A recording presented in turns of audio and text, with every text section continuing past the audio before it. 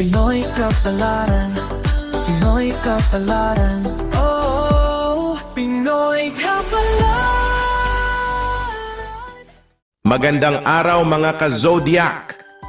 Welcome sa ating segment na Lucky Lotto Numbers.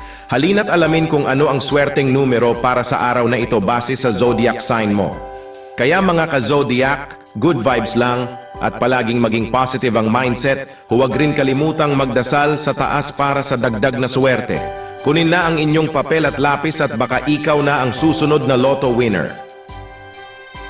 Habang pinapanood natin ang ating mga lucky numbers, heto naman ang isang inspiring story na pampagood vibes sa inyong lahat.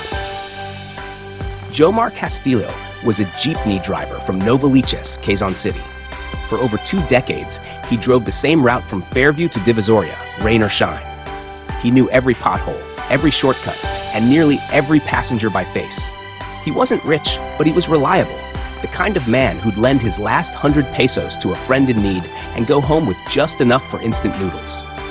Every Wednesday evening, Jomar would drop by a small lotto booth at the end of his shift. He always bet the same numbers, his wedding anniversary, the birth dates of his 2 daughters, and the day he bought his Jeep. Baka sakali lang, he would say with a grin, walang mawawala kung susubok. One Thursday morning, as he waited in line for gas, he heard a commotion near the sari-sari store. The winning lotto numbers were posted outside, and some drivers were joking about how close they were.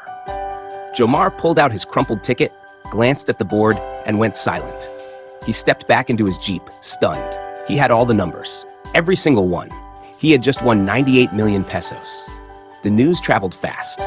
People expected Jomar to quit driving immediately, but to everyone's surprise, he continued for another month. Gusto ko lang makapagpaalam ng maayos, he said.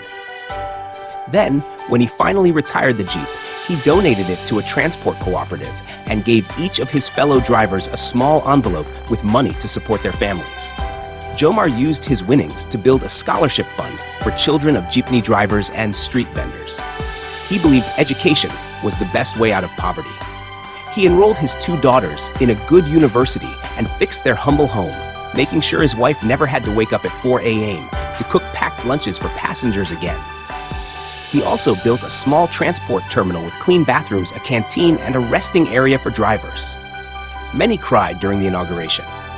Walang ibang gagawa nito kundi isang tulad din natin, one driver said. Jomar never wanted fame. He turned down TV guestings and interviews, saying, "Hindi ko kailangan ng camera para tumulong." He lived simply, still wearing the same kind of plain shirt and slippers, and continued spending Sundays cooking for his family and playing guitar with friends. To this day, people in Novaliches still tell their children about Kuya Jomar, the jeepney driver with a jackpot heart. And etched on a stone marker in the terminal he built is a simple message. Hindi mo kailangan maging mayaman para tumulong. Pero kung palarin ka, mas marami kang kayang gawin.